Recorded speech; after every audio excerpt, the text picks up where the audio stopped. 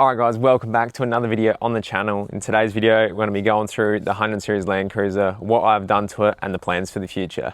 Let's get into it. Alright, starting straight off, we'll get to the important part. What engine does it have? Of course, I'm not an idiot, I went with the V8. It uses a crazy amount of fuel, especially with the tyres you're about to see that I've got on this thing, but it is a good motor, it tows amazing, it drives smooth as silk, and it is just an awesome all-round sort of car. The only thing I could say is, yeah, it does use a crazy amount of fuel. Like, it's ridiculous. Maybe put some smaller tyres on it and it'll be fine, but yeah, it's a silky smooth motor with heaps of torque, and it just cruises up hills and tows super, super nice. Now on the front, we have a pair of cheap King Spotties.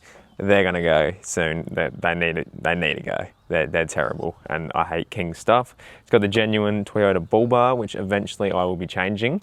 It is also missing an indicator cover here, so I got to find one of them. They're actually pretty hard to find, but yeah, it's just got a GME antenna, which this whole front end will kind of be going in future plans, and getting a new bull bar, new spotlights, and a new UHF antenna. All right, let's move on to what suspension and wheels and tires we got on this thing. All right, moving on to the wheels, the tyres, and the suspension. The suspension, obviously this thing is the IFS, so I've got the torsion bars wind up as far as they can go, but I actually want to get some new ones so the front sits a bit higher and some heavier rated shocks, so it sits a bit more flat. I don't really like how it leans down a little bit, but we've got an Old Man Emu lift kit in it, a 2-inch lift kit.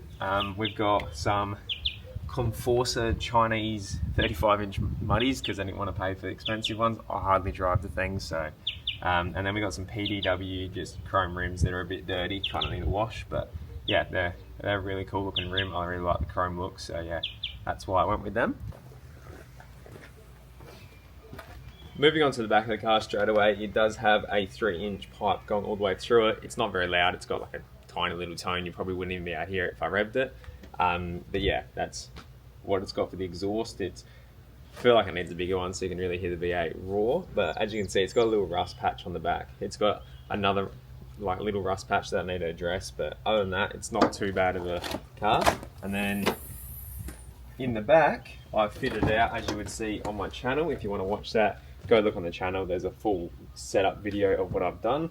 I've got the June full drive 2000 watt inverter, and that inverter has been killer. I've used it a few times now. I got their little battery monitor display, which is awesome as well. It shows you basically everything you need to know about your battery. I got their June full drive drawer fridge. I think that's a 30-litre drawer fridge. That works awesome. And then just the XTM drawer. I like the XTM drawer because it's black, and then it's easy to match with the carpet from Bunnings. So yeah. I also have in the back, underneath the panel here, behind the drawer fridge, a 240 amp hour June full drive lithium battery, and that has been incredible. I love it a lot. Like, lithium is crazy. It will never go flat. It's awesome. And I don't have a solar panel. I have a solar panel on the top, but I haven't wired it up. I've just got it there for wind noise, which we'll see later. But yeah, the lithium is just perfect by itself. It charges up every time I drive. Also got the June full drive 40 amp DC or DC to DC charger underneath this panel as well. And if you want to see the full setup video, go have a look at my channel. There is a full setup video to everything I've done.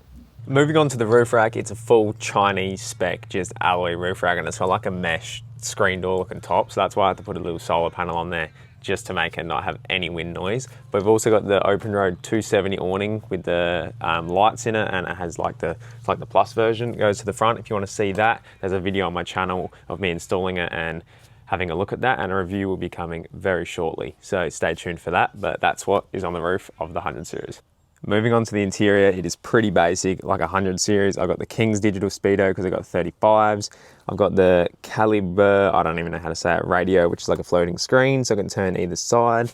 And other than that, it's pretty stock standard. The steering wheel is a bit stuffed, but it does have this like CD player on the roof, which is pretty cool, and I'm gonna wire it to the second battery, so if I'm out camping, I can sit in here and watch a movie. But yeah, that's the basic interior of the 100 series.